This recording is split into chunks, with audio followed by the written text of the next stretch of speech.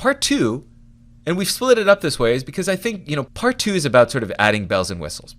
The first part of part two, which is error proofing, we actually wrestled with putting in part one.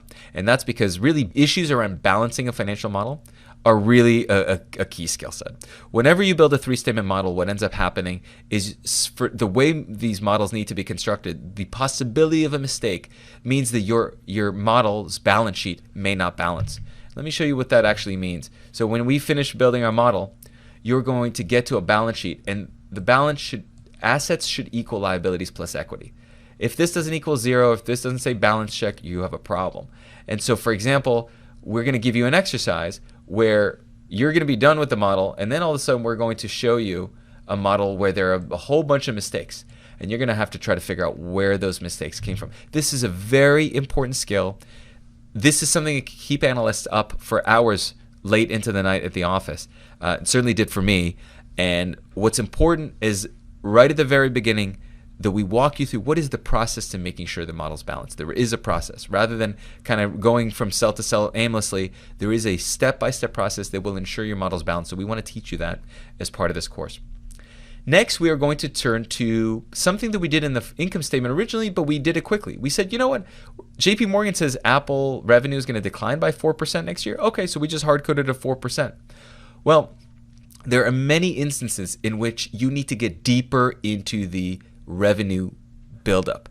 And so what we're going to teach you to do is build a full comprehensive revenue build where you not just look at sort of what's revenue growth going to be in aggregate, but you're going to be able to answer questions like this.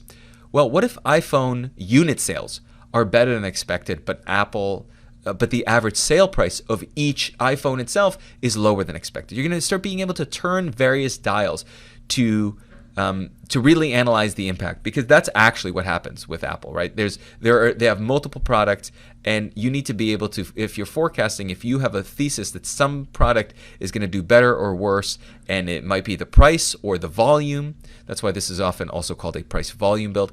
We want to be able to not only know how to do this, but we also want to know, and this is very important, how to integrate it into an existing model without breaking things. Right? So adding this into the forecast, replacing the simplistic forecast with a more complex forecast, is something we want to make sure we understand before we finish this course.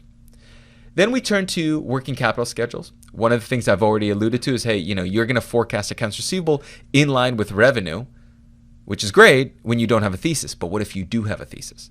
What if you do have a specific thought on accounts receivable? What if you do have a specific thought on what's going to happen to payables, etc.? Next, we're going to build a schedule to really enhance how we think about property, plant, equipment. It's called a depreciation waterfall schedule, looking at really the things that the companies are investing in and the impact on its depreciation expense, as well as on its general property, plant, equipment forecast. Last but not least, the very last thing that we're going to have you do is we're going to have you update this model for 2019 full year results. And one of the nice things about this exercise is that not only are you about to build a full model from scratch, you're also then towards the end going to be tasked with just updating it, which is its own skill. Updating a model is what you're actually going to do most of the time. Now, it's critical to learn how to build a model from scratch like we're about to do, but it's also critical to know how to update a model without breaking things. So that'll be the last thing, and it'll be really nice because we're going to be able to see whether the forecast that we made actually pan out. So at this point, you are ready to turn to the next video and start modeling.